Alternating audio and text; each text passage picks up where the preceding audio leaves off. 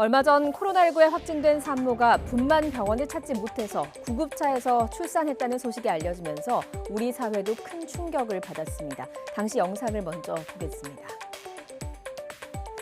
비좁은 구급차 안의 모습입니다. 만삭의 임산부가 산통으로 괴로워하고 있는데요. 임산부를 돌보고 있는 건 전신을 방호복으로 감싼 구급대원 한 명뿐입니다. 잠시 후 아이가 무사히 세상 밖으로 나오는데요. 다행히 아이는 건강한 모습이었습니다. 요청 중에 산모가 이제 증상 호소하면서 구급차에서 보는 중에 갑자기 이제 아기가 구급차 안에서 출산하게 되었고. 그렇지만 만약 아이나 산모의 자칫 위급한 문제라도 발생했다면 충분한 조치와 도움을 받을 수 있었을까 아찔한 상황이기도 했습니다. 이번 일은 현재 병상 문제가 얼마나 심각한지 또 코로나 사태가 어떻게 다른 의료 체계까지 위협할 수 있는지까지 여실히 보여줬습니다.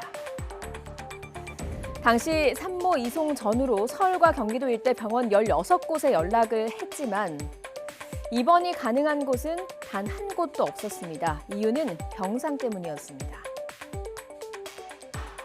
분만을 하려면은 산부인과 의사만이 필요한 게 아니라 그 신생아실, 그다음에 신생아실조차도 그 신생아실 격리가 필요해야 되고요. 또 분만을 하고 나서도 그 산모와 신생아를 별도로 격리해서 케어를 할 수 있는 그런 시스템이 필요합니다. 병원들 모두가 최근 급증한 확진자로 모두 병상이 부족했기 때문에 확진 산모를 수용할 수 없었던 것이죠. 그나마 확진 산모가 분만을 할 수 있는 여건을 갖춘 병원은 서울에 2곳, 인천 2곳, 경기 3곳, 그리고 지방에는 단 한 곳뿐입니다. 크게 부족한 상황이었습니다. 구급차에서 태어난 아기는 겨우 평택의 코로나19 전담병원으로 옮겨졌고요. 다행히 코로나 검사 결과도 음성이었습니다. 그런데 현재 이 신생아는 확진된 엄마, 그러니까 산모와 한 병실에서 지내고 있습니다. 산모와 아이가 옮겨진 병원에는 신생아실이 따로 없었기 때문입니다. 이번에 또다시 드러난 문제 가운데 하나는 확진 판정을 받은 산모가 출산이 임박했을 때 어디에서 어떻게 출산을 하고 신생아는 또 어떻게 보호해야 하는지 준비된 매뉴얼이 없었다는 사실입니다.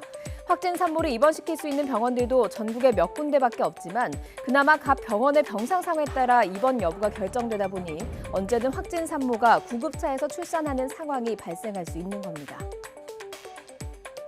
이 모든 조건이 가장 최적으로 갖추어져 있어야만 분만이 가능한 것입니다. 중환자 또 병실이 비어 있어야 되고요. 조건을 갖춘 병원들을 당번제로 해가지고 아예 병상을 비워놓도록 하는 그런 방안을 협의 중에 있기 때문에